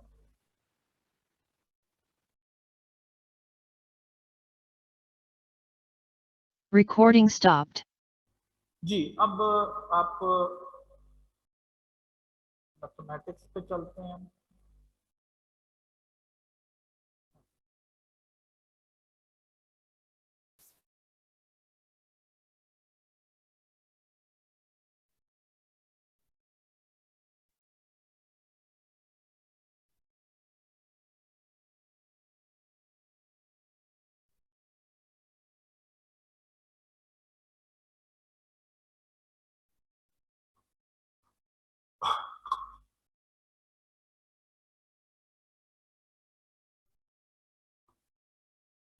अच्छा जी, मैथमेटिक्स में वो हमने लॉग शॉग और ये वो इक्वेशंस वगैरह हमने सारी पढ़ी। अब जो नेक्स्ट हमारा टॉपिक है कि सॉल्यूशन फाइंड करना और कॉमन सॉल्यूशन फाइंड करना, यानी कि जिस तरह से हम पहले हमने पढ़ा था एक इक्वेशन का सॉल्यूशन फाइंड करना, फिर हमने पढ़ा था कि इक्वेशंस की तादाद ज्यादा हो जाए तो क्या फाइंड करना, कॉमन सॉल्यूशन फाइंड करना, फिर कॉमन सॉल्यूशन जो है वो फाइंड करना, ऐसा सॉल्यूशन जो दोनों इक्वेशंस का हो। क्या वर्ड बोला मैंने, इक्वेशन। और अब वर्ड आ गया है इनइक्वालिटी। ऐसी कोई भी स्टेटमेंट जिसमें इन चारों सिंबल्स में से कोई सिंबल हो। कौन से चार सिंबल, ये वाला आ जाए उस स्टेटमेंट में, ये वाला आ जाए, ये वाला और ये वाला। किसी भी सिस्टम में, किसी भी स्टेटमेंट में अगर ये 1 2 3 4 सिंबल आ जाए, हम इनको कहते हैं कि ये इनइक्वालिटी है, इट इज नॉट इक्वेशन। पहले जरा देखें कि ऐसी इनइक्वालिटी जिसमें सिर्फ और सिर्फ एक सिंगल वेरिएबल इन्वॉल्व हो, उसका सॉल्यूशन कैसे करना है। सिर्फ सिंगल वेरिएबल इन्वॉल्व। स्टेटमेंट लिखी गई है 2x minus 10 less than or equal to 0. That's a find solution. Find solution. अब सॉल्यूशन होता क्या है, आप कहेंगे ऐसी अननोन की ऐसी वैल्यू जिससे वो स्टेटमेंट ट्रू हो जाए, उसको ही हम सॉल्यूशन कॉल करते हैं। बिल्कुल इक्वेशन की तरह इसको खोला, 10 को दूसरी साइड पे ले जाएं,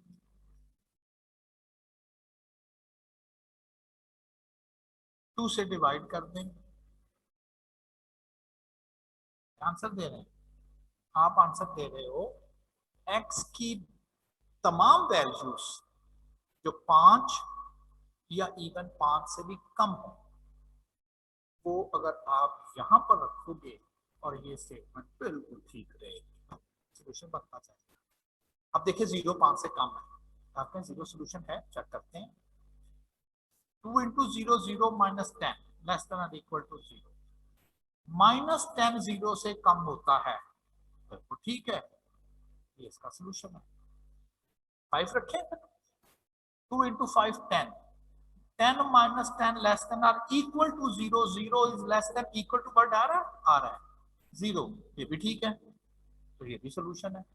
4 रखें इसको, 8 minus 10 -2 0 से कम होता है, ये भी सॉल्यूशन है, ये भी सॉल्यूशन है। आपने ये तो बहुत सारे हैं, यस बहुत सारे हैं, कितने हैं, इन्फिनिट। कहां से लेके कहां तक, 5 से लेके जितने भी वैल्यूज 5 से कम है, चाहे वो डेसिमल में हो चाहे होल नंबर हो, क्योंकि तो सॉल्यूशन की तो एक ही डेफिनेशन आपने पढ़ी है। ये तो नहीं कह रहा कि एक्स होल नंबर में होना चाहिए, हाँ एक्स का आंसर 4.7 रखे उससे भी ये सॉल्यूशन ही बनेगा, तो फिर इसके तो बहुत सारे सॉल्यूशन हो गए। अगर इसको ग्राफ की मदद से लिखना हो, ग्राफ की मदद से, तो आप समझ लें ये 0 लिखा हुआ है, ये 5 लिखा हुआ है, यहां पर ऐसे करके सर्कल लगाएं और एरो दे दें। आप कहें जी 5 शामिल है, हाँ जी, इसको डार्क कर लेते हैं। All the values of x which is 5 are even less than 5 up to minus infinity, all the values are solution of this inequality. अगर आप कहते हो कि जी इसमें ये चीज ना होती, अब आपने सिर्फ एक काम करना था, ये हालो मार्क कर देना, आपने 5 के ऊपर हालो मार्क कर देना है, ऐसे ऐसे। इससे मुराद होगी 5 स्टार्ट नहीं है, 5 से छोटी जितनी भी x की वैल्यू है सब इसके सोल्यूशन है, जो कि इनफिनिट है। तो इनइक्वालिटी का solution a value of unknown for which statement remains true, इसके मुताबिक वो तमाम x की वैल्यूज जिसका आंसर 5 या 5 से लेस आ जाए, वो सारे की सारे ही इसी का सॉल्यूशन कहलाएंगे। जिस तरह से इक्वेशन सॉल्व करते हैं उसी तरह से ये सॉल्व कर दिया कि जी ये उधर ले गया 2 पे टैक्सीन कर दिया। अगर ये इक्वेशन होती ऐसे करके, तो फिर सिर्फ और सिर्फ एक ही वैल्यू ऐसी थी जो कि राइट लेफ्ट को उसने ठीक करना था, तो जस्ट ओनली वन सॉल्यूशन। याद है ना इक्वेशन का? और इनइक्वालिटी में बहुत सारे।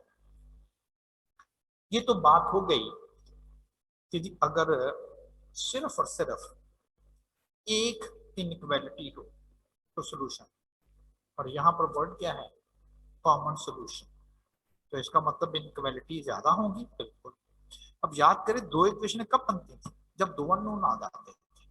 तो मैं कहता हूं दो बनाए, तो यहाँ पर दो इनइक्वालिटी कब आएंगे? जब दो अननोन आ जाएंगे एक्स वाई की तरह के, लेकिन दोनों ही इनइक्वालिटीज होंगे।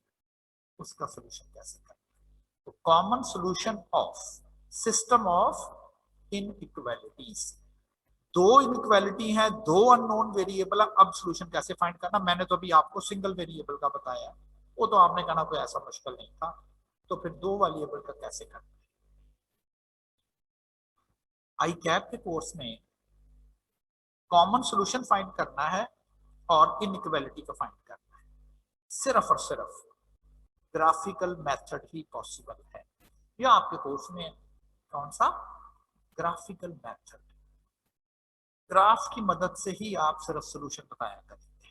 Graphical method to solve system of but inequalities. कैसे? कहता जी क्या स्टेप करने हैं? कॉमन सॉल्यूशन फाइंड करना है, लेकिन सिस्टम ऑफ इक्वेशंस का नहीं, बल्कि सिस्टम ऑफ इनइक्वालिटीज का। कहता जी क्या क्या स्टेप करने हैं? ग्राफिकल मेथड है तो क्या करना है? कहता सबसे पहले आपने ये काम करना है कि जो आपको इनइक्वालिटी दी गई हो उसको आप कन्वर्ट कर लोगे इक्वालिटी। आप कहना ये खत्म करना है, हाँ जी यही खत्म करना है। कैसे? जहां पर आपको ये चार सिंबल नजर आए, ये वाला, ये वाला, ये वाला या ये वाला, इन चारों सिंबल को खत्म करके आपने बस यहाँ पे एक सिंबल लगा देना। ये पहला स्टेप हो जाएगा। Convert inequality into equality. ये चार इनइक्वालिटी सिंबल हैं, जो भी इनमें से नजर आए जहां पर भी आपने हटा के ये लिख देना। एनालाइज, पहला स्टेप यही था, यही था। दूसरा स्टेप कहता है इसके बाद आपने उस इक्वालिटी को ड्रॉ करना है। अब आपको याद होगा कि ऐसी कोई भी स्टेटमेंट लीनियर हो और उसमें इक्वल साइन आ जाए, उसका ग्राफ एक क्या बनता है? लाइन। याद है ना? और मैंने आपको याद करें कहा था कि नेक्स्ट चैप्टर में लाइनें ही ड्रॉ करना काम है, अभी अच्छी तरह से ड्रॉ कर लो। अब सिर्फ ये दो स्टेप पहले कर लेते हैं। दो स्टेप वो मैंने क्वेश्चन आपको आगे एग्जाम में बिल्कुल ऐसे ही आता है। कहता find common solution space. Space इसलिए कि बहुत ज्यादा होंगी। क्या दिया हुआ है? क्योंकि ये तो दो इनइक्वालिटी दी, x plus Y less than और इक्वल टू 1200, ये एक है, और 2x plus Y greater than और इक्वल टू 1600, ये तो दूसरा है। तो आपको दो इनइक्वालिटीज दी है। पहला स्टेप मैंने ये कहा था कि आपने एक एक करके ड्रॉ करना है आपने। पहली जरा ये लें, इनइक्वालिटी की बजाय इक्वल साइन लगा। पहला स्टेप तो हो गया, convert the inequality into equation. दूसरा स्टेप क्या था? Draw it. अब याद है कैसे ड्रॉ करना है? For x intercept put y 0, for y intercept put x 0। और मैंने उसको एक स्ट्रेट फॉरवर्ड से आपको भी ये बताया था कि x इंटरसेप्ट कैलकुलेट करना हो जो इस इक्वेशन की राइट साइड पर कांस्टेंट है, उसको x के for x intercept put y 0 करना होता ना, तो ये नहीं आ जाएगा। और बाई चांस यहाँ 1 नहीं है, लेकिन अगर आपको लिखना होगा तो आप ऐसे लिखोगे तो 1200। तो शॉर्टर वे से जल्दी से x इंटरसेप्ट कैलकुलेट करना हो तो कांस्टेंट ओवर x कोएफिशिएंट लिख लिया करें 1200। ये एक पॉइंट आ गया, ये है x intercept. For y intercept constant divided by the coefficient of y, ये भी 1200। चलो जल्दी से आपने पहली लाइन ड्रॉ करना सीख ली। इस वन फॉर एक्स इंटरसेप्ट मैंने यहाँ थोड़ी डिटेल में लिखा हुआ है, आपको एग्जाम में इतनी डिटेल में नहीं लिखना। For x intercept put y 0, for y intercept put x 0। 1200 ये लाइन आती है, पहली लाइन आती है। इस वन कहता जरा इस लाइन के सोल्यूशन का ढूंढो कहाँ। पहले एक लाइन की बात करें ना, फिर अगली की भी करते हैं। इसके पहला कहता सोल्यूशन ढूंढ लो कहाँ पर है। अब इसके सोल्यूशन ढूंढने का तरीकाकार क्या है? ये बात मैंने पिछले चैप्टर में भी ये कही। इस लाइन के ऊपर इन्फिनिट पॉइंट्स हैं और हर पॉइंट इसका सोल्यूशन, याद है ना? इस लाइन के ऊपर इन्फिनिट पॉइंट्स हैं और हर पॉइंट इस इक्वेशन का सोल्यूशन है।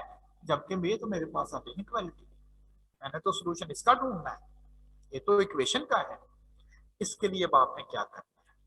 इसके लिए अब आपने कोई एक सॉल्यूशन इसका ढूंढना है जो लाइन के ऊपर ना हो, इसके अलावा ढूंढना है। ये तो मुझे पता है कि जो भी पॉइंट लाइन के ऊपर आएगा वो तो उसका सॉल्यूशन है ही है।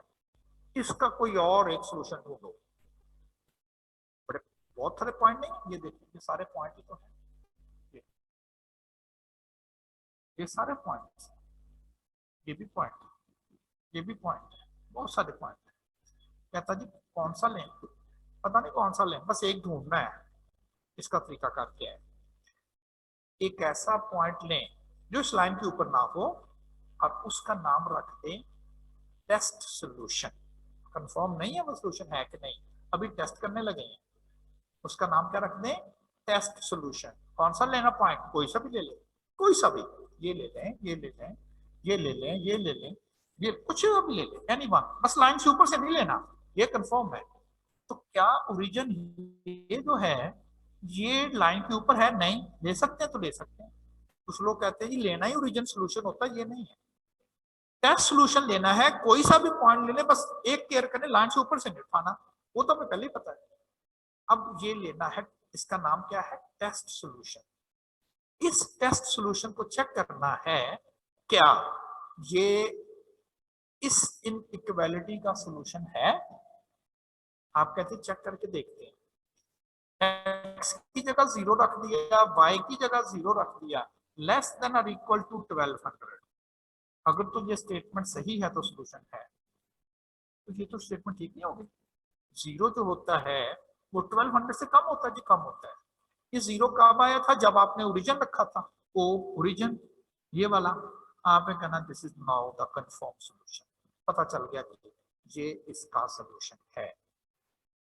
अब बाकी सॉल्यूशंस किधर हैं? क्योंकि हमें तो पता है ना इसके बहुत सारे होंगे, बाकी किधर? लाइन के ऊपर भी हैं और भी हैं और भी बहुत सारे, वो किधर है सारे?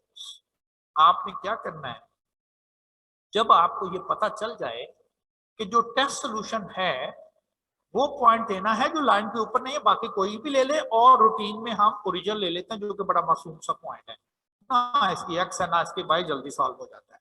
अगर हमें पता चले कि ये इसका टेस्ट सॉल्यूशन कंफर्म हो चुका है, पता चल गया ना स्टेटमेंट ठीक है, कंफर्म हो गया है। कैसे? जब मैंने ओरिजिन में वैल्यू रखी तो ये बना था, ये तो बिल्कुल सही है, तो ये कंफर्म हो गया। True, yes true, this is the test solution, true है। आपने क्या करना है, आपने ना ग्राफ में भी आप अपने क्या पेपर में भी बुक में भी देखोगे, इसके ना छोटे छोटे धंधे बना देंगे, जैसे टूथ कहते हैं, धंधे टूथ जैसे आरी के धंधे होते हैं, और उन धंधों की डायरेक्शन किधर को करनी है,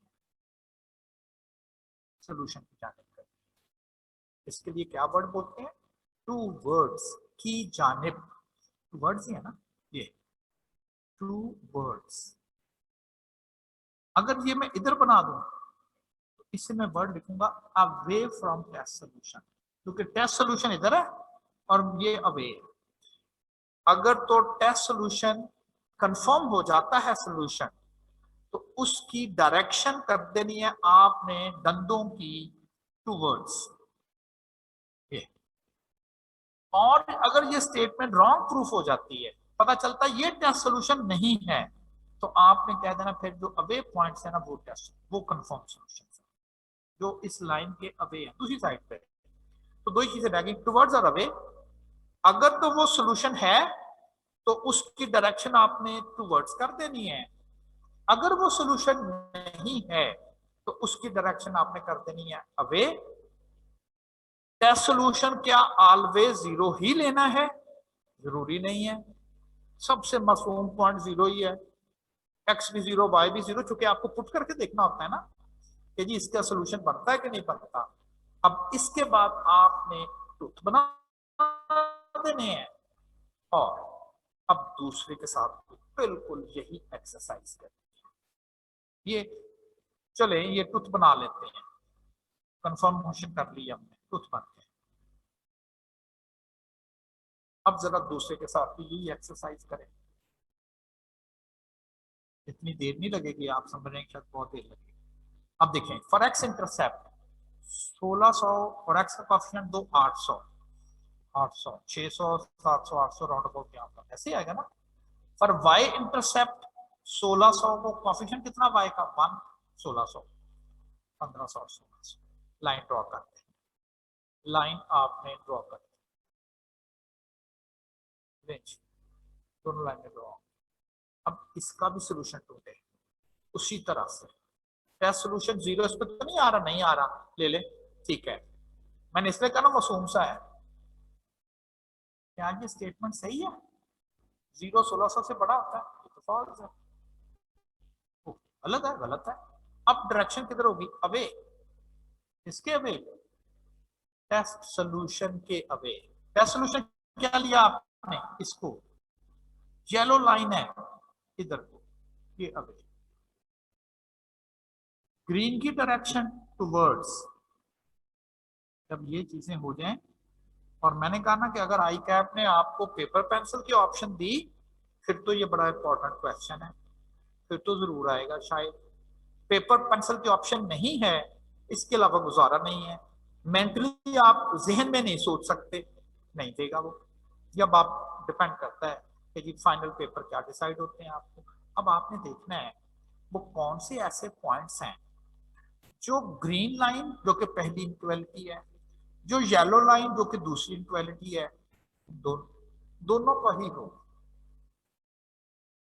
कॉमन सोल्यूशन।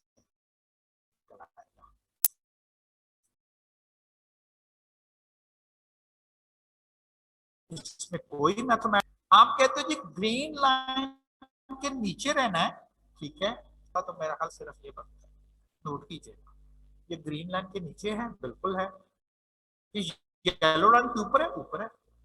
इधर मैंने क्या कहा था, येलो लाइन के ऊपर रहना, ग्रीन लाइन के नीचे रहना, कॉमन तो आएगा कोई नहीं, तो यहां तक तो कोई कॉमन नहीं आएगा। इसके बाद ये लाइन नीचे आ जाती है, ऊपर आ जाती है, अब ठीक हो गया। तो सिर्फ और सिर्फ ये जो ट्रायंगल सी बनती है, इस triangle is called common solution space for such type of inequalities. एक चीज और नोट करनी है, यहां पर